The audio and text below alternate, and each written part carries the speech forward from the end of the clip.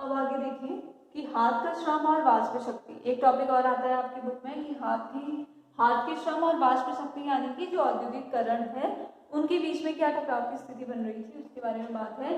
तो 18वीं शताब्दी में क्या रहा, औद्योगिकरण धीरे धीरे रहा। अभी हमने पढ़ा कि क्यों धीरे रहा, क्या कारण थे उसके, इस सब के बारे में हमने जानने की कोशिश करी थी कि 18वीं सदी में कैसे औद्योगिकरण का जो विकास है वो धीमे से रहा, क्योंकि कारण क्या थे कि मशीनी जो खर्चा है वो ज्यादा है और लोग इतनी ज्यादा मशीनों को खरीद नहीं पा रहे हैं। तो इन सभी की वजह से 18वीं शताब्दी का जो औद्योगिकरण था वो क्या था, काफी धीमा था। अब देखो दूसरी चीज ये रही थी कि लोग मशीनों से ज्यादा लोगों पे ज्यादा विश्वास करते थे, क्योंकि आज से ज्यादा पहले भी लोग हाथ से बनी चीजों का ही इस्तेमाल कर रहे थे। तो इस वजह से मशीनों पे विश्वास करना उतना ज्यादा अच्छा नहीं मान रहे थे। तो इस वजह से भी औद्योगिकरण का विकास धीरे हो रहा था। तीसरी चीज ये आती है सबसे बड़ी, जैसे ही मशीनें मार्केट में आई तो मजदूरों ने उसका विरोध किया। ठीक है, जैसे ही जो मशीनें आई बाजार में तो किसने विरोध किया, मजदूरों ने विरोध किया। क्यों विरोध किया, क्योंकि इससे क्या हो रहा था, बेरोजगारी की समस्या काफी ज्यादा हद तक सामने आ रही थी। जिस कार्य को करने में 15 मजदूर का वक्त लग रहा था या 15 से 25 मजदूर की मांग हो रही थी, उसी को एक मशीन के द्वारा पूरा कर लिया जा रहा था। ठीक है, आप अगर आजकल भी देखें, अगर गाड़ी से सामान निकालना है तो कुछ गाड़ियां क्या होती हैं, सीधे डायरेक्टली क्या करती है, रोड पे सामान को आराम से उतार लेती है बिना किसी की हेल्प की, है ना। मिनिमम 1 लोगों की जरूरत पड़ रही है।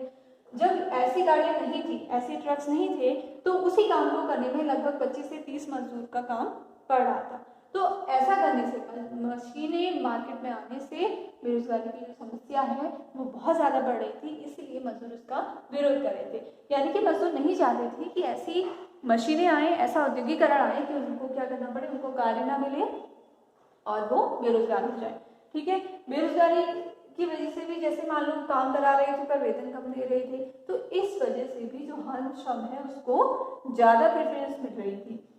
फिर देखो, अब एक कारखाने में काम मिल रहा है, जिस एरिया में वो कारखाना है वहाँ पे लोगों की मांग ज्यादा हो रही है, तो रहने की जो व्यवस्था है, घर है, ये मिलना क्या हो रहा था, इम्पॉसिबल सा हो रहा था। इसीलिए लोग रैन बसेरों में रहने के लिए मजबूर हो रहे थे। अभी रैन बसेरे क्या होते हैं, ये क्या होती हैं, पुल के नीचे की जगह, ठीक है, या फिर बड़े बड़े शहरों में धर्मशालाएं बनाई जाती है, वहाँ की जगह है।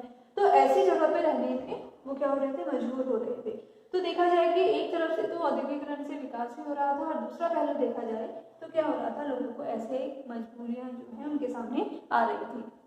फिर एक समय ऐसा आया जब ऐसा हो ही रहा था, उसमें फिर एक समय ऐसा आया कि जो स्पिनिंग जेनिंग मशीन जो ये है, स्पिनिंग जेनिंग है, इसका प्रयोग कपड़े उद्योग में किया जाता है, ऊन के उत्पादन में किया जाता है, ऊन बिनने के लिए किया जाता है।